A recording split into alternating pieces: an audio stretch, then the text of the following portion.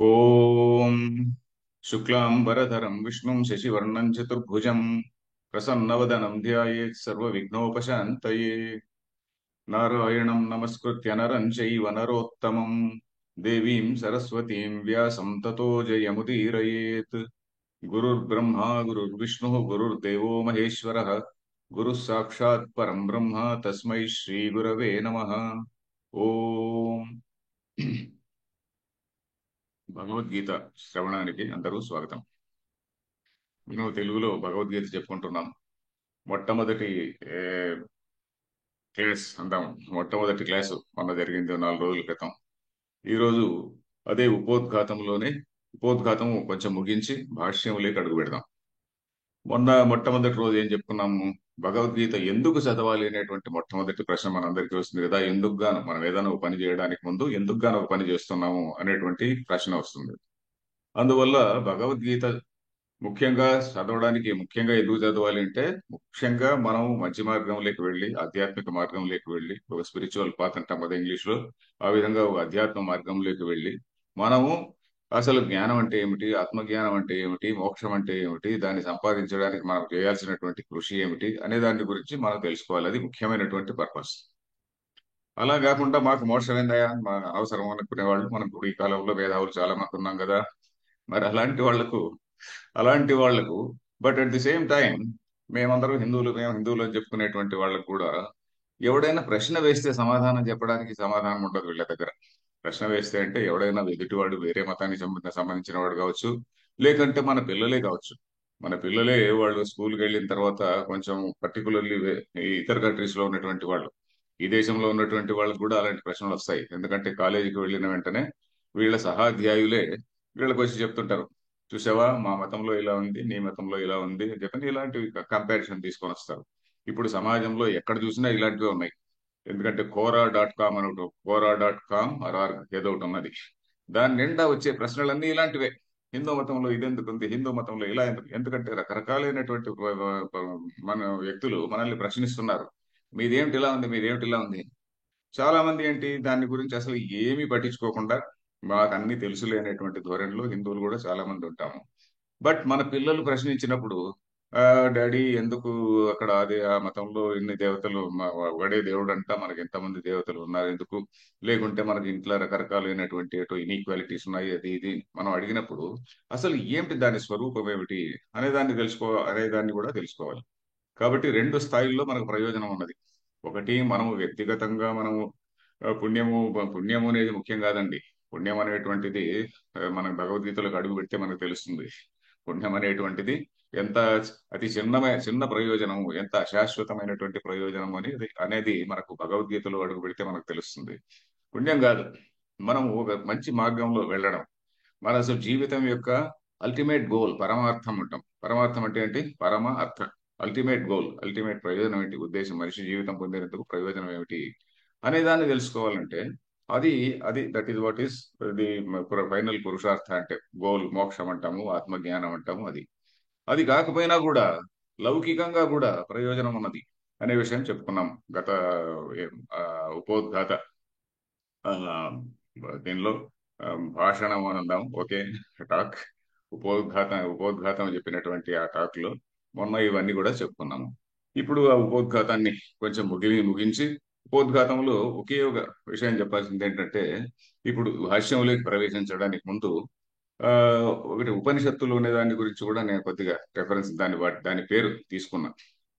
ఉపనిషత్తులు ఏదో ఒక ఋషి చెప్పినటువంటిది కాదు.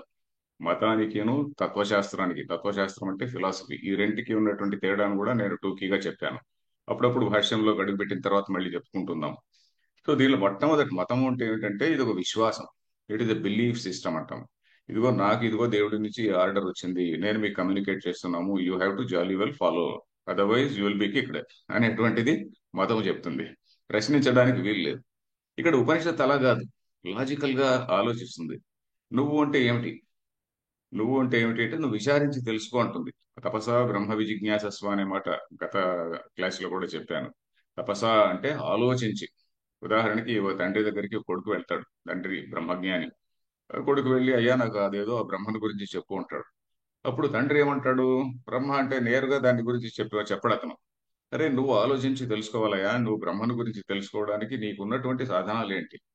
బయటి ప్రపంచాన్ని తెలుసుకోవడానికి మనకున్నటువంటి సాధనాలు ఏంటి? మనకు 5 జ్ఞానేంద్రియాలు ప్లస్ మనస్సు.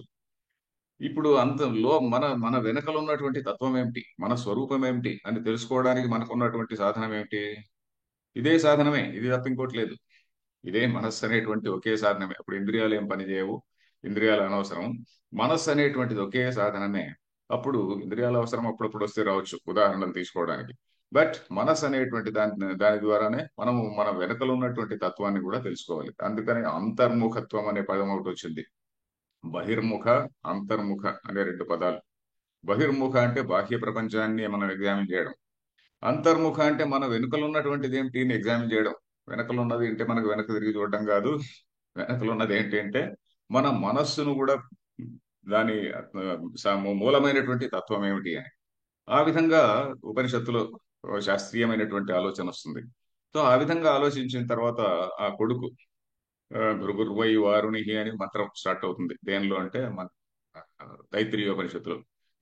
తండ్రి దగ్గరికి వెళ్ళినప్పుడు తపస బ్రహ్మ విజిజ్ఞాసస్వ, తపో తపో బ్రహ్మేతి, తపస్సే బ్రహ్మ అంటాడు. అంటే తపస్సు అంత శ్రేష్టమైనది. అంటే ఏమిటి, నీకున్నటువంటి సాధనం అంతా కూడా నీకు మైండ్ ఉన్నటువంటిదే ఎక్విప్మెంట్. సో దాని తర్వాత ఆలోచించిన తర్వాత ఒకదా ఇది కాదు, ఇది కాదు, ఇది కాదు, not this, not this, not this. మనం నేతి నేతి అనే పదం కూడా మనం వినుంటాం. నేతి అంటే ఏమిటి? నా ఇతి నేతి అవుతుంది. అంటే not this, not this, not this అని. ఇవన్నీ కూడా అరే ఈ బాడీ, ఫిజికల్ బాడీ అనేటువంటిది నేనా? లేకుంటే నాలో ఉన్నటువంటి ప్రాణశక్తి అనేటువంటిది ఉన్నది అదే నేనా? లేకుంటే మైండ్ అంటున్నాం ఇదే నేనా? లేక ఏమిటి అని చెప్పని విజ్ఞానం అయిపోయి రకరకాలైనటువంటి ఆ, తెరలు తొలగిస్తే, తెరలు లేక పొరలు తొలగిస్తే చిట్ట చివరిలో మనకు దొరికేది ఏమిటంటే సత్యం జ్ఞానం అనంతం బ్రహ్మ అని చెప్పారనమాట. దీన్ని ఇంగ్లీష్ లో మనం ట్రాన్స్లేట్ చేస్తే సత్యం అంటే మనం మామూలుగా నేను ఇక్కడ కూర్చున్నా మీరు ఇక్కడ కూర్చున్నారు ఇది ట్రూత్ అని కాదు, అలా కాదు. సత్యం అంటే ఎల్లప్పటికీ శాశ్వతంగా ఉండేటువంటిది అని. అది మనకు వస్తుంది భగవద్గీతలో 2వ అధ్యాయంలో శ్రీకృష్ణుడు ఆయన ఉపదేశం ప్రారంభించిన మొట్టమొదట్లోనే వస్తుంది అది. నాసతో విద్యతే భావో, సత్ అంటే ఏమిటి, అసత్ అంటే ఏమిటి అనే మాట వస్తుంది. అందుకని నేను ఇవన్నీ చెప్తున్నా. అది అవన్నీ సులభంగా ఉండడం కోసం నేను ఇప్పుడు చెప్తున్నదంతా కూడా రాబోయే వాటిని సులభం చేయడం కోసం అంతే. సో సత్యం జ్ఞానం అనంతం బ్రహ్మ అంటే ఏమిటంటే ఇన్ఫినిట్లీ ఎగ్జిస్టింగ్ కాన్షియస్నెస్ అని. మన దగ్గర దేవుడు అనే దానికి, దేవుడు అనే ఆయన ఒక ఆయన అక్కడ కూర్చొని ఉంటాడు స్వర్గంలో అని చెప్పలేదు మన ఋషులు. ఎందుకంటే మన ఋషులకు అలాంటి ఎజెండా లేదు. ఒక మతాన్ని స్థాపించాలి, నేను ఈ మతం ద్వారా ఒక రాజ్యాన్ని స్థాపించాలి, నేనంతా రూల్ చేయాలి, ప్రపంచాన్ని రూల్ చేయాలి అనేటువంటి ఎజెండా లేదు. వీళ్ళు కేవలం దాదాపు 400 మంది ఋషులు. మనకు ఉపనిషత్తులు వేదాల్లో ఉన్నటువంటి ఋషులందరినీ తీసుకుంటే ఎవరో ఖచ్చితంగా లెక్కేసి 356 అన్నారు. నేను లెక్కించలేదనుకోండి, ఎవరో లెక్కించిన వాళ్ళు అన్నారు. Maybe so many people, hundreds of rishis అనుకోండి. వీళ్ళందరూ కూడా డిబేట్ చేసుకున్నారు. ఒకరి దగ్గర ఒకరి తర్వాత మన శాస్త్ర చర్చలు నడిచినాయి, చాలా శాస్త్ర చర్చలు నడిచి ఆ, ఆయన వాదము ఈయన వాదము వాళ్ళిద్దరు సమన్వయం చేసుకొని yes this is the truth అని చెప్పినటువంటి విషయాలు ఇవి. సో ఆ విధంగా ఒక ఇన్ఫినిట్లీ ఎగ్జిస్టింగ్ కాన్షియస్నెస్, ఈ కాన్షియస్నెస్ అనేది ఒక ఒకటే వస్తువు ఉన్నది. ఇప్పుడు ఫిజిక్స్ లో కూడా మనకి ఇప్పుడు ప్రపంచం, మనకు సైంటిస్టులు కూడా అనాది కాలంగా లేదులేండి ఇటీవల ఆ, అనాది కాలంగా వాళ్ళ సైన్స్ కును రిలీజన్ కు చాలా ఫ్రిక్షన్ ఉండేది కదా మిగతా దేశాల్లో ఇప్పుడు మన దేశంలోనే సైన్స్ కు, సైంటిఫిక్ థింకింగ్ కి, రిలీజన్ కు ఫ్రిక్షన్ లేదు. ఇక్కడ సైంటిస్టులు ఎప్పుడు కాల్చినటువంటి సంఘటనలు లేవు. కానీ మనం అదే యూరప్ తీసుకుంటే సైంటిస్టులను కాల్చేశారు. సూర్యుడి చుట్టూ భూమి తిరుగుతున్నది అని చెప్పినటువంటి వాడిని ఒక ఆయన, ఒక సైంటిస్ట్, ఒక శాస్త్రవేత్తను కాల్చేశారు. అలాంటి వాళ్ళని ఇంకా కోపర్నికస్, గెలీలియో ఇలాంటి వాళ్ళని నానా కష్టాలు పెట్టారు. సైన్స్ కోను అక్కడ బిలీఫ్ సిస్టమ్ కదా అది, దానికి ఫ్రిక్షన్ వస్తుంది. మన దగ్గర అలాంటిది ఏమి లేదు. కానీ వాళ్ళు ఇప్పుడు మోడర్న్ సైన్స్ పరిశీలిస్తున్నది ఏమిటి? ఇప్పుడు మనం చుట్టూరా మన ప్రపంచాన్ని చూస్తున్నాం. చుట్టూరా ప్రపంచం అంటే జడ ప్రపంచం. జడ అంటే ఇనర్ట్, ప్రాణం లేనటువంటి ప్రపంచం. దీనిలో నుంచి చిన్న చిన్న పురుగులు పుడుతున్నాయి, దీనిలో నుంచి ప్రాణం పుడుతున్నది. మనం కూడా అలాగే పుట్టినటువంటి వాళ్ళమే. తర్వాత మనం కూడా తల్లిదండ్రుల నుంచి పుట్టినా కూడా మన శరీరం అంతా కూడా బయట, రోజు మనం తినే ఆహారము ఇదంతా కూడా బయట నుంచి వచ్చేదే. సో ఇప్పుడు ఈ ఈ మనసు, ఇంటెలిజెన్స్ లేక చైతన్యం అనేటువంటిది ఈ జడమైనటువంటి శరీరములో పుట్టినటువంటిదా, ఆర్ ఏది ప్రైమరీ? ఇంటెలిజెన్స్ ప్రైమరీ ఏది? ప్రైమరీ ముఖ్యమైనటువంటిది లేక మొట్టమొదటిది ఏది? ఇంటెలిజెన్స్ లేక చైతన్యమా లేక జడమా లేక రెండూ ఉన్నాయా? ఇది బేసిక్ క్వశ్చన్. ఇంటెలిజెన్స్ చైతన్యం అనేటువంటిది ప్రైమరీనా లేక జడం అనేటువంటిది ప్రైమరీనా? జడము నుంచి ప్రైమరీ ఇంటెలిజెన్స్ వచ్చిందా లేక ఇంటెలిజెన్స్ నుంచి చైతన్యం నుంచి అచైతన్యం వచ్చిందా లేక ఈ రెండు ఇండిపెండెంట్ గా ఉన్నాయా అనేటువంటిది ఇప్పుడు కూడా సిద్ధాంతాల భేదాలు మనకు కూడా ఉన్నాయి. సో అద్వైత వేదాంతం చెప్పేది ఏంటంటే ఉపనిషత్తుల్లో ఉపనిషత్తుల్లో మెజారిటీ ఆఫ్ ది ఉపనిషత్స్ వాటన్నిటికీ కూడా భాష్యాలు రాసింది శంకరాచార్యులు ఒకరే రాశారు. అన్నిటికీ మిగతా వాళ్ళు ఎవరు రాయలేదు. సో బాగా ఆయన ఎస్టాబ్లిష్ చేసింది. ఆయన ఎస్టాబ్లిష్ చేయడమే కాదు, మన పుస్తకాల్లో చాలా చాలా క్లియర్ గా ఉంది. వ్యాసుడి కాలం నుంచి ఆ పుస్తకాల్లో కూడా చాలా క్లియర్ గా ఉంది. సో దానిలో ఏమిటంటే ఒకే శుద్ధ చైతన్యం అనేటువంటిది ఈ ప్రపంచ దానిలో ఒకానొక శక్తి ఉన్నది. అది ఏమిటి ఆ శక్తి అనేటిది? అనిర్వచనీయమైన శక్తి అన్నారు. వీళ్ళేమి క్లెయిమ్ చేసుకోలే, ఫాల్స్ క్లెయిమ్ చేసుకోలే.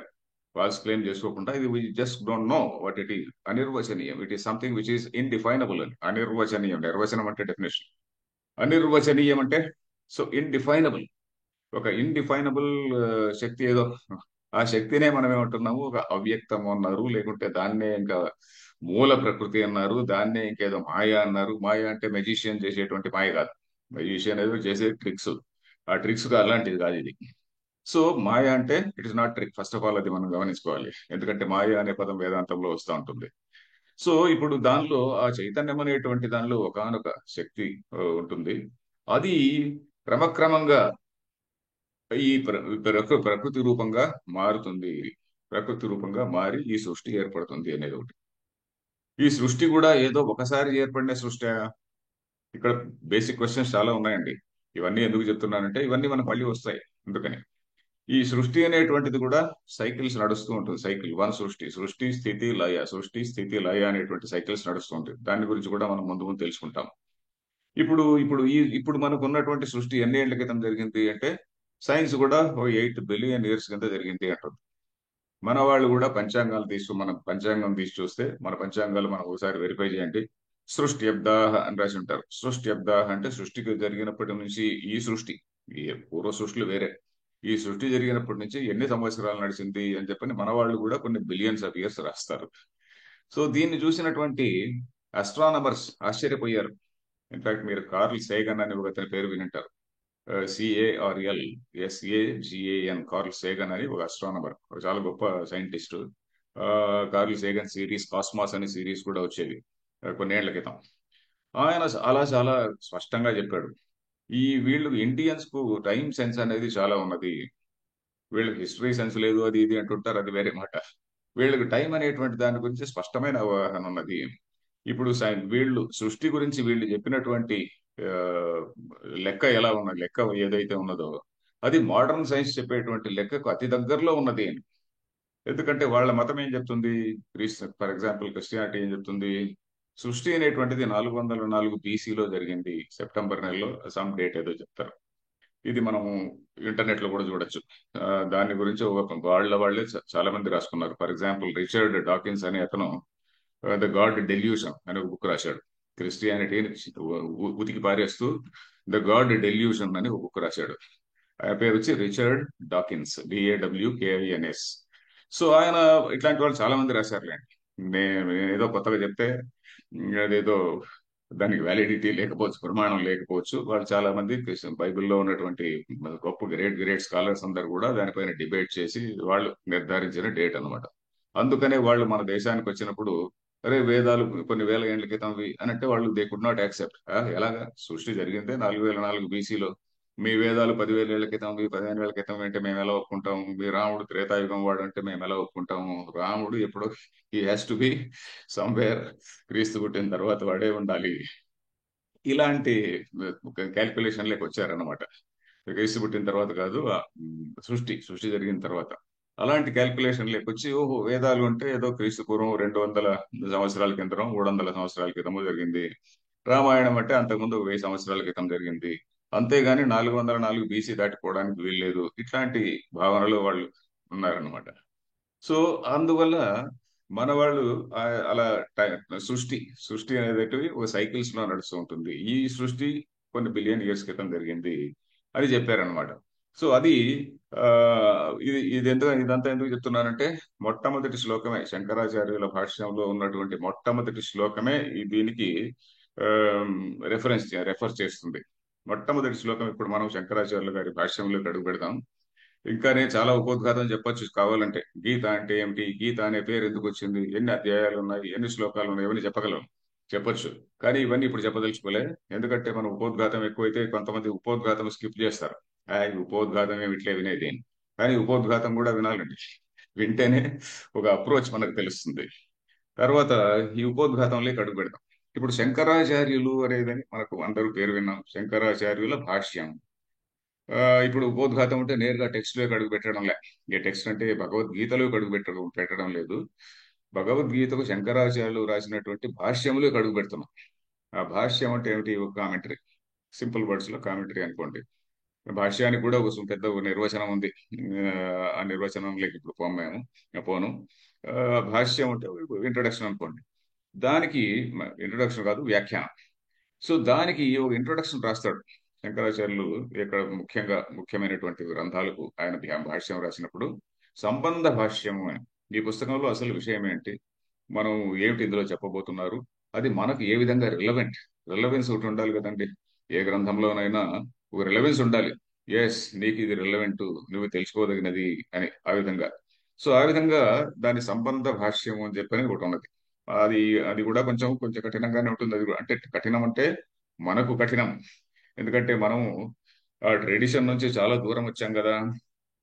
మన తాతకాలం వారికి బహుశా నాకు ఇప్పుడు 74 ఇయర్స్ అనుకోండి. మా తాతకాలం వారు మంచి ట్రెడిషన్ లో ఉండేవారు. అంటే ఆయన కొన్ని అవి ఇవి పుస్తకాలన్నీ చదువుకునేవాడు. ఇంకేదో సీతారామాంజనేయ సంవాదము, ఆ పుస్తకాలు ఈ పుస్తకాలు వేదాంత గ్రంథాలు చదివేవాడు. మా నాయన సమయానికి వచ్చే వాళ్ళకు ఆయన ఏదో ఉద్యోగంలో వచ్చాడు, ఆయనకు అవన్నీ పట్టలేదు. మేము పెరిగినటువంటి వాతావరణంలో మాకు ఏమీ తెలియదు. ఏదో ట్రెడిషనల్ గా ఏదో అంతో ఇంత ఏదో కొన్ని శ్లోకాలు పద్యాలు నేర్పించడం తప్ప మాకు ఏం చెప్పలేదు. సో కాబట్టి మనం we are far away from tradition. నాకు నేనే ట్రెడిషన్ నుంచి దూరం అంటే నా తర్వాత జనరేషన్స్ వాళ్ళు, నెక్స్ట్ 2 జనరేషన్స్ వచ్చాయి కదా, వాళ్ళు ఇంకా దూరంలో ఉన్నారు. వాళ్ళు ఇంకా దూరంలో ఉండి, కానీ అందరూ కూడా చాలా పండుగలు చాలా అట్టహాసంగా చేస్తున్నాము, చాలా ఆర్భాటంగా చేసుకుంటున్నాం. Yes, we know everything about Hinduism అనే ధోరణిలో మనం ఉంటాం. బట్ దెన్ అది మనం గ్రంథంలోకి అడుగు పెడితే చాలా టెక్నికల్ వర్డ్స్ కనిపిస్తాయి. ఈ ఉపోద్ఘాతం గురించి ఎందుకు చెప్తున్నానంటే దానిలో కూడా టెక్నికల్ వర్డ్స్ వస్తాయి. ఇప్పుడు ధర్మ అనే పదం ఫస్ట్ వస్తుంది. ఆ ధర్మం అంటే ఏమిటి అనేది తెలుసుకోవాలి. సో కాబట్టి ఇక దీని గురించి ఇంకా ఫర్దర్ గా ఉపోద్ఘాతం చెప్పకుండా నేను ఇప్పుడు దీనిలో శంకరాచార్యులు రాసినటువంటి సంబంధ భాష్యం అనే దానిలోకి అడుగు పెడుతున్నా. ఈ సందర్భంలో ఇంకొక పుస్తకాన్ని కూడా నేను చూపదలుచుకున్నా. ఇదేంటంటే శ్రీమద్ భగవద్గీత అష్టటీకోపేత అని. అష్టటీక ఉపేత అంటే 8 టీకలు దీనిపైన ఉన్నాయి. అంటే శంకరాచార్యుల వారు రాసినటువంటి భగవద్గీత అనేటువంటిది చిన్న 700 శ్లోకాల పుస్తకం కదండి. ఆ 700 శ్లోకాల పుస్తకం చిన్నగా ఇంత వస్తుంది పుస్తకం. సో దానికి టీకా అవి ఇవి రాస్తే ఈ విధంగా టీకలు ఇంత ఇంత ఇంత లావు టీకలు ఉంటాయి. టీకలు ఉంటే అగైన్ చిన్న చిన్న వ్యాఖ్యానాలు. ఇప్పుడు శంకరాచార్యులు భాష్యం రాశాడు అనుకోండి, ఆ భాష్యానికి ఇంకొక అతను ఆనందగిరి అనే ఆ, స్వామి, ఆయన టీకా రాశాడు దాని గురించి. ఆనందగిరి టీకా అంటారు. సో దాన్ని మనం ఫస్ట్ దానితో పాటు కొంచెం చూస్తే మనకు శంకరాచార్యులు రాసినటువంటి మాటలు కూడా కొన్ని కొన్ని నేరుగా అర్థం కావు. అందువల్ల ఆ టీకా కూడా చూద్దాం. ఇప్పుడు నేను సంబంధ భాష్యం చదవడం మొదలు పెడతా. శ్రీనివాస ఇక్కడ రికార్డు చేస్తున్నాడు కాబట్టి, శ్రీనివాస యు ప్లీజ్ రిపీట్. నేను కొంచెం కొంచెం చెప్తుంటా. ఆ చెప్పిన శ్లోకాన్ని గాని ఆ వాక్యాన్ని గాని నువ్వు రిపీట్ చేయాలి. Srinivasa, are you there? Srinivasa అలాగే ఇస్ సార్, మిస్సింగ్. అలాగే సో చేస్తా అండి. ఓకే, మనం ఇప్పుడు సంబంధ భాష్యంలో మొట్టమొదటి శ్లోకం చదువుతానయ్యా. ఉమ్, అలాగే సార్. ఓకే. ఓం. ఓం ఓం చెప్పి. నారాయణ పరో వ్యక్తాత్ నారాయణ పరో వ్యక్తాత్ అండమవ్యక్త సంభవం దండమవ్యక్త సంభవం అండస్యాంతస్త్విమే లోకా అండస్యాంత్వస్త్విమే లోకాః లోకా అని కూడా అనొచ్చు. అండస్యాంతస్త్విమే లోకా సప్తద్వీపా చ మేదిని. సప్తద్వీపా చ మేదినీ ఇది మొట్టమొదటి సంబంధ భాష్యంలో ఉన్నటువంటి శ్లోకం. మామూలుగా ఎవరైనా ఏదైనా పుస్తకం రాయడానికి ముందు ఏదో దైవ ప్రార్థన ఇవన్నీ చేస్తుంటారు కదా.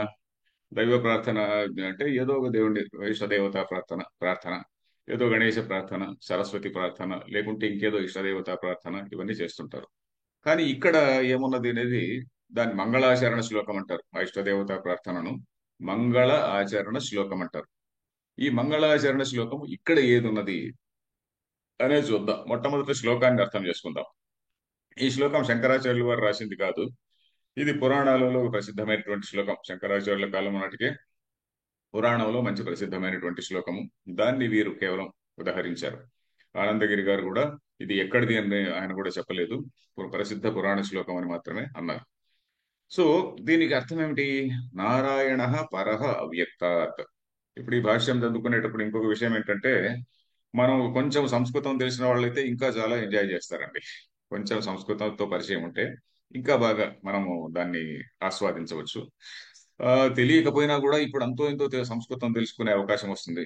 ఇప్పుడు మీరు భగవద్గీత భాష్యం వింటున్నారు కాబట్టి, ఇప్పుడు మీరు ఉదాహరణకి ఏదో సంస్కృత భారతి ఇట్లాంటి ఆర్గనైజేషన్స్ లో కొంచెం ప్రాథమిక సంస్కృతం కొంచెం నేర్చుకున్నారంటే, ఇప్పుడు విన్నప్పుడు మనం మామూలుగా టీవీల్లో ఇలాంటప్పుడు చెప్పేటప్పుడు ఆ, ఈ భాష్యము ఇవన్నీ చదవరు కదా. శ్లోకం చదివి మామూలుగా దానిపైన చిన్న ఒక టాక్ లాగా ఇచ్చేస్తారు. అలా ఇవ్వకపోతే చూసేవాళ్ళు చూడరు. టీవీలో ఈ భాష్యం అంతా చెప్తే ఎవడో చూడరు, పరిగెత్తిపోతారు. సో మనకు టీవీలో మనకు ఎంత మనం భగవద్గీత విని ఆహా బాగుంది అనుకుంటాము, ఓకే. క్రక్స్ ఆఫ్ ఇట్ మనకు అంతో ఎంతో తెలుస్తుంది.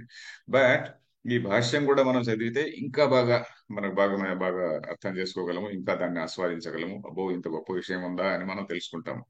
కాబట్టి సంస్కృత భారతి ఇట్లాంటి సంస్థలు చాలా ఉన్నాయి కదా. ఇప్పుడు కొంచెం ఎంతో ఎంతో సంస్కృతం నేర్చుకుంటే మనకి ఇంకా బాగా తెలుస్తుంది. సో అందుకని మనం ఇప్పుడు నేను చెప్పేటప్పుడు కూడా ఆ, అంతో అంతో ఎంతో సంస్కృతం మీకు కూడా ఎక్స్ప్లెయిన్ చేస్తుంటా. ఇదిగో ఇది ఈ పదం ఎలా ఉన్నది, దీని వ్యుత్పత్తి అంటే మనం ఇంగ్లీష్ లో ఎటిమాలజీ అంటాం చూడండి. పద వ్యుత్పత్తి ఎలా ఉన్నది, లేకుంటే సమాసం ఈ విధంగా ఉంది, సంధి ఈ విధంగా ఉంది, ఇట్లాంటి ఏదో చెప్తుంటా. అది మీరు వింటే వినొచ్చు, లేదు ఇగ్నోర్. సంస్కృతం మరీ రాకుంటే ఇగ్నోర్ చేయొచ్చు. బట్ విషయం మాత్రం గట్టిగా వినండి. ఇప్పుడు నారాయణ పరః అవ్యక్తాత్.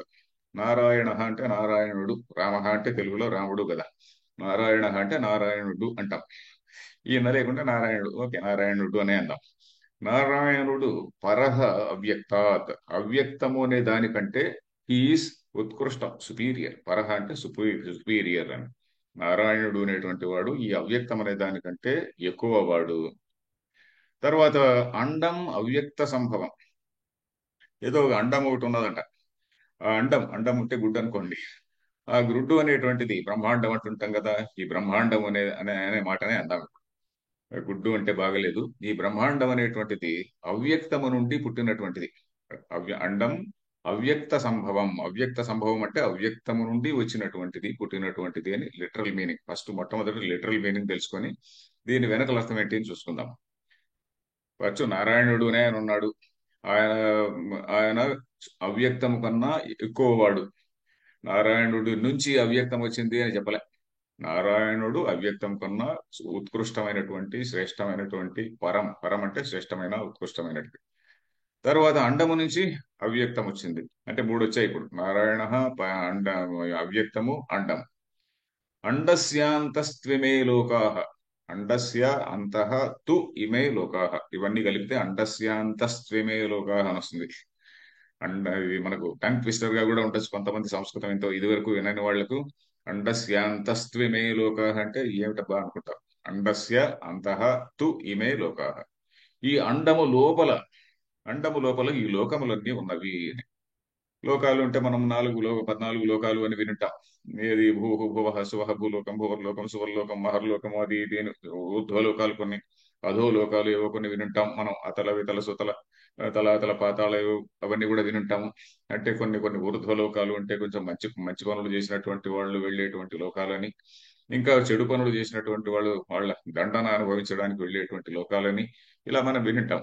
ఈ లోకాలన్నీ ఎక్కడున్నాయంటే ఈ అండంలోనే ఉన్నాయి. తర్వాత సప్తద్వీపాచ మేదిని. మేదిని అంటే భూమి. ఈ భూమి కూడా ఈ లోకాల్లో ఒకటే కదండి. భూలోకం అంతస్యాంత స్విమే లోకాః సప్తద్వీపాచ మేదిని. ఈ భూమి కూడా అలాంగ్ ఇంక్లూడింగ్ దిస్ భూమి అని.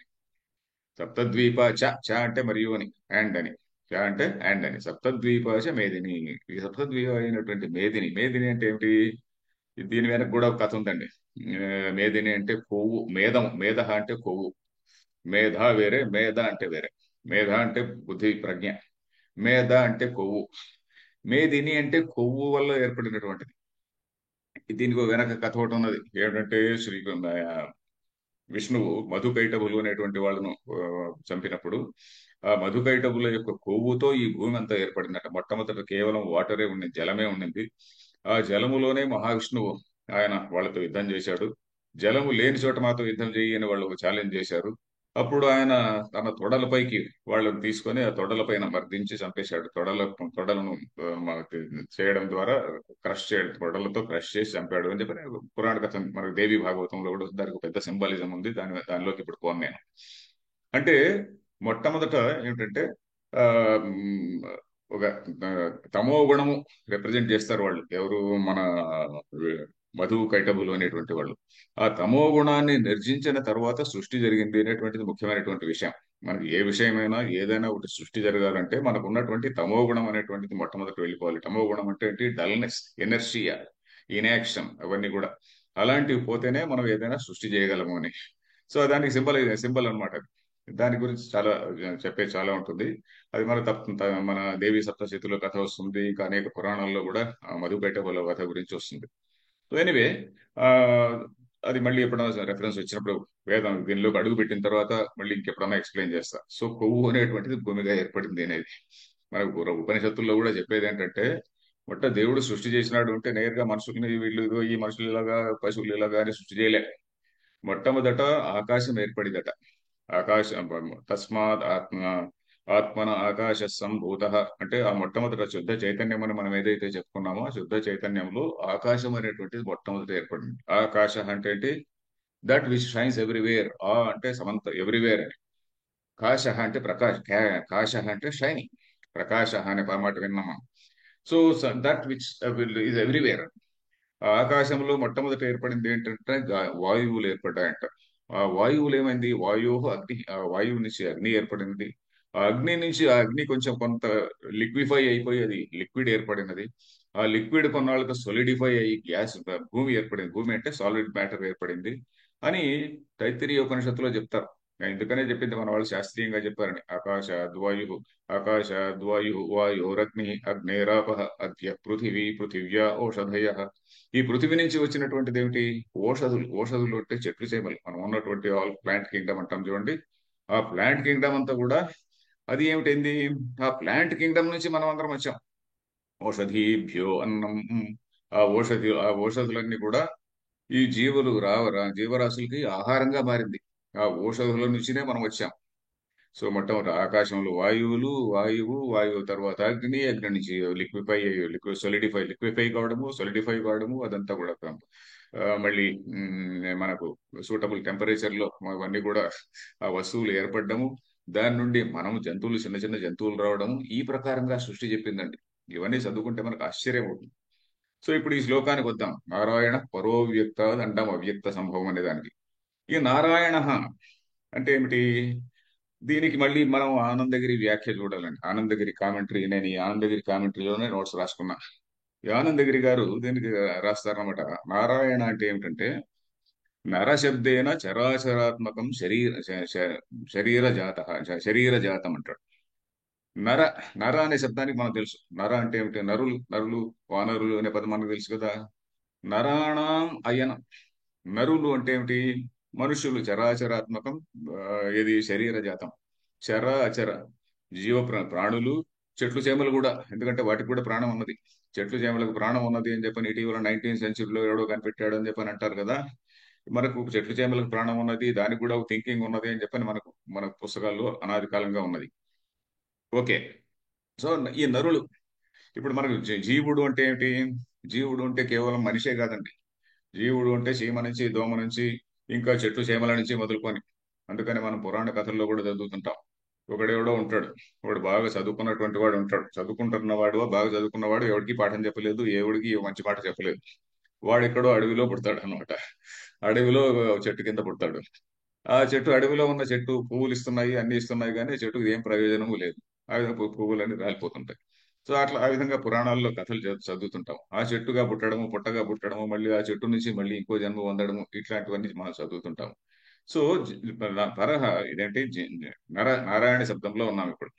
ఈ నరులకందరికీ కూడా నరాణాం అయనం ఆశ్రయ నియామక అంతర్యామి నారాయణ అంటాడు. ఈ నరులందరికీ కూడా, ఈ నరులందరికీ అయనం అంటే గమ్యస్థానం ఏది? జీవులందరూ కూడా తెలుసుకోవాల్సింది ఏమిటి? జీవుల యొక్క ultimate goal, the highest goal ఏమిటి? తన తన స్వరూపాన్ని తను తెలుసుకోవడం.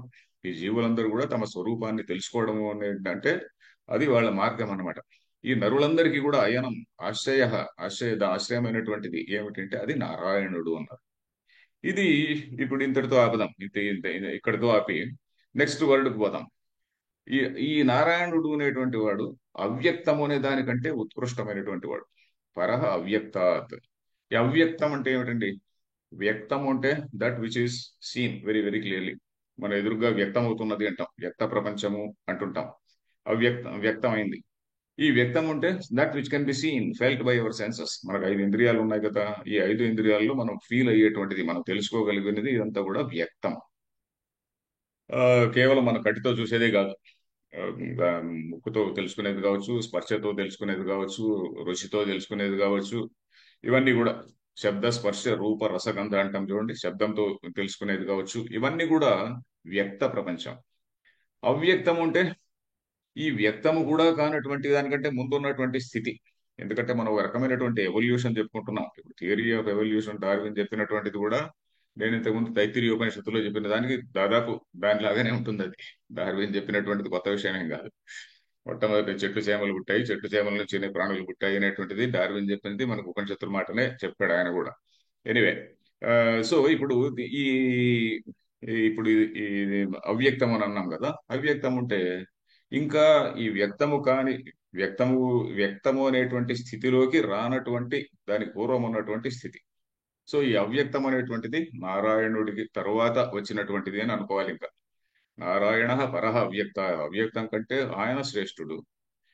ఈ అవ్యక్తం అనేటువంటి దాని నుంచి అండం వచ్చింది. అండం అవ్యక్త సంభవం. ఈ అండం అనేటువంటిది అంటే ఈ బ్రహ్మాండం అంతా కూడా ఈ అవ్యక్తం నుండి వచ్చింది అంటాడు. ఈ బ్రహ్మాండం అనే స్టేజ్కి వచ్చే వాళ్ళకి మొట్టమొదట ఒక ఒక చిన్న స్మాల్ ఇది వచ్చింది అనమాట. ఒక some little bit of form వచ్చింది. అప్పటికి ఇంకా వ్యక్తం కాలే. ఆ వ్యక్తం దాని నుంచి అండము నుంచి అండము నుంచి వచ్చేటువంటివి ఏవి అంటే ఇమే లోకాహ. ఈ 14 లోకాలు కూడా ఇమే లోకాహ సప్తద్వీపాచ మేదిని. ఈ 14 కాదు, 7 ద్వీపములు ఉన్నటువంటి మేదిని అంటే భూమి. ఈ భూమి అంటే ఈ అర్థం అనుకోండి. ఇప్పుడు ఉదాహరణకు మనకు కూడా ఈవెన్ టుడే ఇప్పుడు మనం అయితే సో మెనీ కాంటినెంట్స్ అది ఇది అని మాట్లాడుతున్నాము. బహుశా అవి అయి ఉండొచ్చు.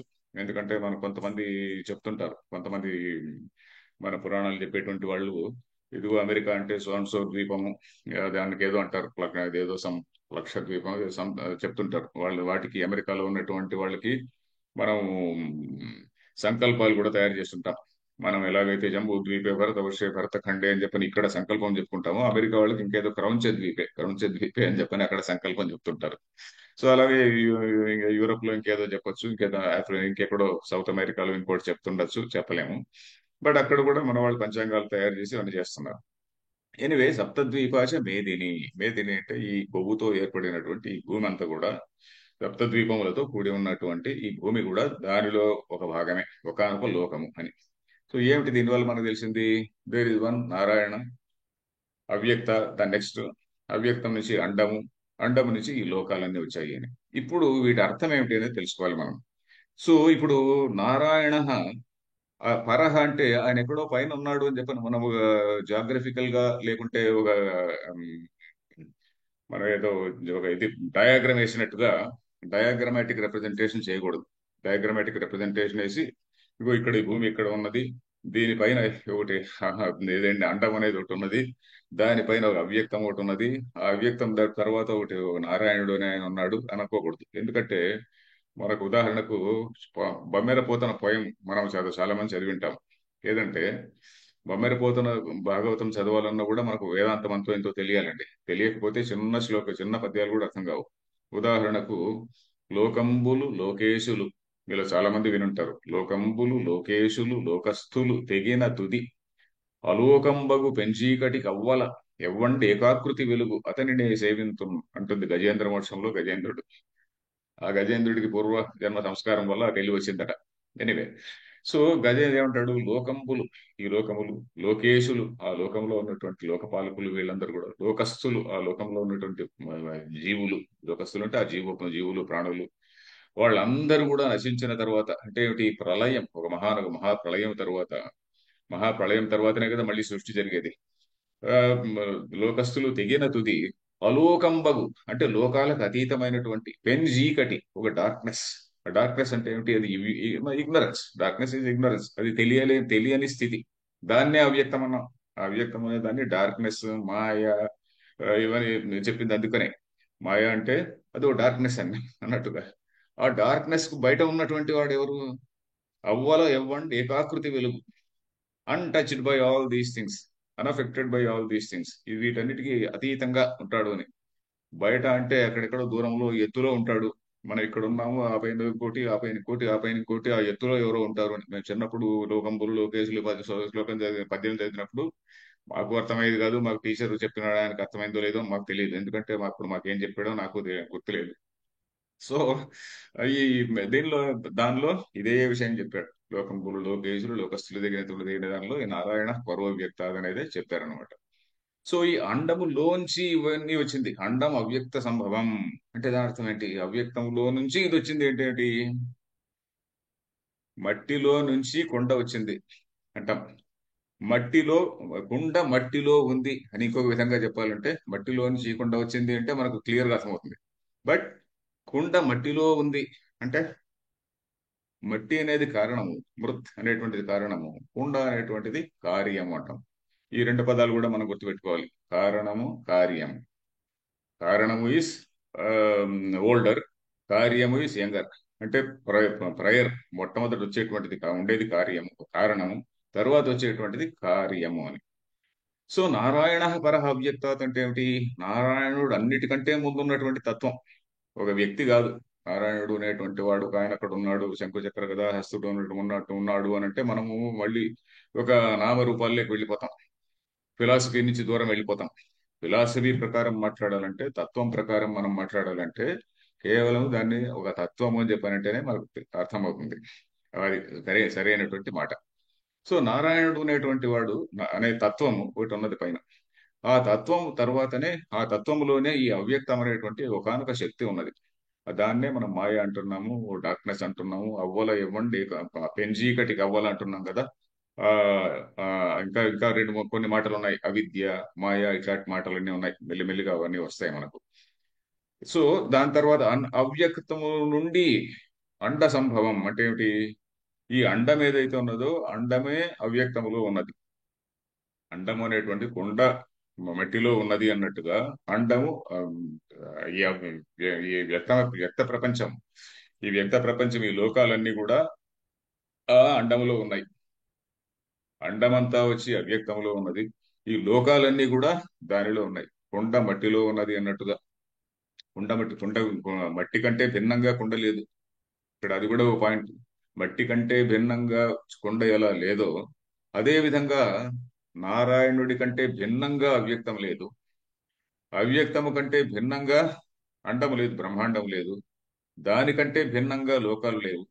ఈ లోకంలో ఉన్నటువంటి మనమందరం ఏంటి?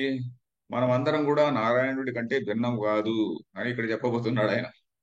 మన ఎంత గొప్ప మాట చెప్పబోతున్నాడంటే ఆయన, ఈ నారాయణుడి కంటే మనమందరం కూడా ఈ కార్యము కారణంలో ఉన్నది, కారణం కంటే భిన్నమైనది కాదు కార్యము, ఇవన్నీ చెప్తూ ఈ అండము అండం తర్వాత అండస్యాంత ఇమే లోకా. ఈ లోకములు అంటే ఏమిటి? లోకం అనే దాన్ని నేను ఏదో సూక్ష్మంగా వర్డ్స్ అని చెప్పాను. దానికి లోకం అనే పదానికి అర్థం ఏంటంటే వ్యక్త ప్రపంచం. దాన్నే manifest universe or manifest creation అంటాము. అవ్యక్తాన్ని అన్మానిఫెస్ట్. లోక్యతే ఇది లోక అని, లోకం అనే పదానికి అర్థం ఏంటంటే లోక్యతే, that which can be perceived by our intelligence, by all జీవస్. That which can be perceived by the sense organs, that is what is లోక్యతే ఇది లోక. జన్మ అని అంటాడు శంకరాచార్యులు ఒక చోట. లోక్యతే ఇది లోక. మనం కనిపిస్తున్నాం, మనం ఎక్స్పీరియన్స్ చేస్తున్నాం, మనం అనుభవిస్తున్నాం, దాన్ని లోకం అంటారు. సో ఇది ఇక్కడ విషయం అన్నమాట. సో ఇక్కడ దీనికే ఇంకా కొన్ని టెక్నికల్ వర్డ్స్ కూడా ఇక్కడ దీనిలో రాశారు. ఆ టెక్నికల్ వర్డ్స్ ఊరికే జస్ట్ మెన్షన్ చేస్తా, ఎందుకంటే ఎక్కువ చెప్తే కన్ఫ్యూజన్ అయిపోతుంది. సో మొట్టమొదట నారాయణ అనేటువంటి తత్వము, దాని తర్వాత ఈ అవ్యక్తము లేక మాయ అనేటువంటి తత్వము, ఆ మాయ నుంచి అండము అనేటువంటి తత్వము, ఈ అండాన్నే మనం హిరణ్య గర్భ తత్వము అంటాం. ఈ అండాన్నే హిరణ్య గర్భ తత్వము. అది కూడా ఒక సూక్ష్మ సృష్టి. అవ్యక్తం అనే దాని నుంచి ఒక సూక్ష్మ సృష్టి జరిగింది. మనం సూక్ష్మ సృష్టి, స్థూల సృష్టి అనే దాని గురించి మళ్ళీ చెప్పుకుందాం. ఇప్పుడు ఆల్రెడీ టైం అయిపోతూ వచ్చింది. నెక్స్ట్ క్లాస్ లో కూడా దీన్ని కొంచెం రివ్యూ చేస్తాను. ఆ, దేని నుంచి ఈ వ్యక్త ప్రపంచం, ఈ ప్రపంచాన్ని మనం విరాట్ అంటాం. విరాట్ అంటే ఏమిటి? వివిధ రకాలుగా రాణిస్తున్నటువంటి ప్రకాశిస్తున్నటువంటి, వివిధ రకాలుగా ప్రకాశిస్తున్నటువంటి, వివిధం రాజతే ఇది విరాట్ అని. వివిధం రాజతే, రాజతే అంటే ప్రకాశతే ఇది విరాట్ అని. అంటే అనేక రూపాల్లో, చెట్లు, చేమలు, పక్షులు, ఆ, జంతువులు, రకరకాలైనటువంటి రూపాల్లో ఇది, ఈ సృష్టి అంతా విరాజిల్లుతోంది, ప్రకాశిస్తోన్నది. సో అలాంటిది విరాట్ అంటాం. మనం ఈ విరాట్ పురుషుని గురించే ఆ, పురుష సూక్తం అనే దానిలో కూడా చెప్పుకుంటాం. విరాట్ పురుషుని గురించి ఓవరాల్ గా నారాయణుడి వరకు వెళుతుంది లేండి. పురుష సూక్తం అనేటువంటిది ఏంటంటే దీనిలాగానే జీవుడు అనేటువంటి వాడు పరమాత్మ కన్నా భిన్నుడు కాదు అని. ఈ శ్లోకంలో ఇంతవరకు చెప్పినది ఏంటంటే కార్యము కారణం కన్నా భిన్నం కాదు, విషయము జీవ బ్రహ్మైక్యము అని చెప్పని ఈయన నిజంగా మన ఎక్స్ప్లెయిన్ చేస్తాడు. ఎవరు? ఆనందగిరి. ఆనందగిరి వ్యాఖ్యానం అన్నాను కదా, ఈ ఆనందగిరి వ్యాఖ్యలో ఎక్స్ప్లెయిన్ చేస్తాడు. ఇప్పుడు దీన్ని గురించి ఇప్పుడు ఆల్రెడీ 2-3 నిమిషాలే ఉన్నది. దీన్ని ఇంకా కన్క్లూడ్ చేయడానికి, ఈ శ్లోకాన్ని కన్క్లూడ్ చేయడానికి 2-3 నిమిషాలు ఉంది. ఇంతవరకు ఇప్పుడు నేను చెప్తున్న దాన్ని ఎంతమంది వింటున్నారో తెలియదు. ఒకవేళ ప్రశ్నలు ఏమన్నా ఉంటే గానీ మీరు ఇక్కడ టైప్ చేయవచ్చు, ఇంగ్లీష్ లో టైప్ చేయవచ్చు. ప్రశ్నలు ఏమన్నా ఉంటే ఇంగ్లీష్ లో టైప్ చేయవచ్చు. నేను క్లాస్ అయిన తర్వాత అవి ప్రశ్నలు చూసి నేను వాటికి సమాధానం చెప్తా. ఈ రోజు ప్రశ్నలు ఏమన్నా ఉన్నాయా శ్రీనివాసు? సార్ ఇంతవరకు ఏం శ్రీనివాస్, రాలేదండి. ప్రశ్నలు రాలేదా? ప్రశ్నలు అడగచ్చండి, తప్పేం లేదు. ప్రశ్నలు అడగచ్చు. అది ఏమైనా ఉంటే గానీ చెప్తాను నేను. క్వశ్చన్ ఆన్సర్స్ ఏమైనా ఉంటే గానీ చిట్ట చివరిలో నేను 3-4 మినిట్స్ ఆర్ 5 మినిట్స్ క్వశ్చన్లు ఉంటే చెప్తాను. సో ఎందుకంటే ఇది మొట్టమొదటినే ఎక్కువ చెప్పేస్తే మీరు నెక్స్ట్ క్లాస్ కు రారు. అందుకని బట్ చెప్పకుంటే నేను పూర్తి చెప్పినట్టు కాదు. ఎందుకంటే నారాయణ, నారాయణ పరో వ్యక్తాద్ అనే శ్లోకము ఒక శ్లోకంలోనే వేదాంతం యొక్క సమ్మరీ అంతా చెప్పేశాడు. వేదాంతంలో ఎంత సమ్మరీ చెప్పాలనో అదంతా కూడా చెప్పేశారు. It sounds like you might have switch to a different language. Please update. So ఇది కంప్యూటర్ నుంచి వచ్చినటువంటిది, సేవ్ అని పెట్టుకుంటా. ఓకే. కంప్యూటర్ నుంచి వచ్చినటువంటి ఇది. సో Q&A లో 2 క్వశ్చన్లు వచ్చాయి, చూద్దాం. Hari Om okay. Sir, I joined little late, please suggest the book to follow. Suggest the book to follow అంటే నేను లాస్ట్ క్లాస్ లో చెప్పానమ్మా, ఇందిరా కర్ణాటి. నేను లాస్ట్ క్లాస్ లో ఏం చెప్పానంటే మన పుల్లెల శ్రీరామచంద్రుడు గారు అని ఆయన పెద్ద బుక్ రాశారు. తెలుగులో ప్రతి పదానికి కూడా వ్యాఖ్య రాసుకుంటూ రాశాడు. ప్రతి పదార్థము, తాత్పర్యము, వ్యాఖ్యానము, శంకరాచార్యుల భాష్యానికి అనువాదమే కాకుండా దానిపైన కామెంటరీ కూడా రాశారు. ఇదిగాక ఈ మహామహోపాధ్యాయ తత్వవిధానంద సరస్వతి గారు అని ఒక స్వామీజీ ఉన్నారు. ఆ స్వామీజీ ఇక్కడే మనకు హైదరాబాద్ లోనే ఉంటారు. వారు వారు కూడా ఒకటి రాశారనమాట. అంటే వారు ఏంటంటే కొంచెం సింపుల్ ఇన్ ది సెన్స్ సంగ్రహంగా రాశారు. భాష్యము తాత్పర్యము కొంచెం సంగ్రహ టీకా అందులో పెట్టారు. ఒకేసారి అది అర్థం కావడం కష్టము, కానీ 2 పుస్తకాలు తీసుకుంటే తీసుకోవచ్చు. లేకుంటే పుల్లెల వారి పుస్తకంలో ఇంకా డీటెయిల్ గా ఉన్నది. సో ఇంకా చాలా డీటెయిల్ గా ఉన్నది. అది ఇప్పుడు తీసుకుంటే ఇంకా స్టూడెంట్ ఫ్రెండ్లీగా ఉంటుంది అది. సో అది అది నేను ఫాలో అవుతున్నాను. అది గాక నేను ఇదేదో ఇప్పుడు ఇందాక బుక్ చూపించాను చూడండి, ఈ బుక్ కూడా చూస్తుంటా. ఈ బుక్ లో ఎందుకంటే ఆనందగిరి వ్యాఖ్య, ఇంకా 5-6 మంది 7-8, టోటల్ గా 8 వ్యాఖ్యలు ఉన్నాయి. అవన్నీ కూడా నేను ఫాలో అవుతుంటా. సో అది విషయం. ఈరోజు ఈరోజు ఇంతే. ప్రశ్నలు ఇంకేం లేవు. మీరు ప్రశ్నలు వేసేటువంటి వాళ్ళు ఇంగ్లీష్ లో పట్టండి, ఇంగ్లీష్ లో ఆన్సర్ చెప్పొచ్చు. నేను కూడా, ఎందుకంటే నేను తెలుగులో చెప్తున్నానని పేరే కానీ అప్పుడప్పుడు ఇంగ్లీష్ పదాలు దొరుకుతూనే ఉంటాయి. ఇంగ్లీష్ పదాలు దొరికితేనే ఈ కాలం వాళ్ళకి ఇంకొంచెం సులభంగా కూడా అర్థమవుతుంది. ఈ రోజు ఇప్పుడు సమయం అయింది, ఇద్దరితో ముగిద్దాం. హరి ఓం తత్సత్. ఓం పూర్ణమద పూర్ణమిదం పూర్ణాత్ పూర్ణముదచ్యతే పూర్ణస్య పూర్ణమాదాయ పూర్ణమేవావశిష్యతే. ఓం శాంతి శాంతి శాంతి. ధన్యవాదములు ఆచార్య.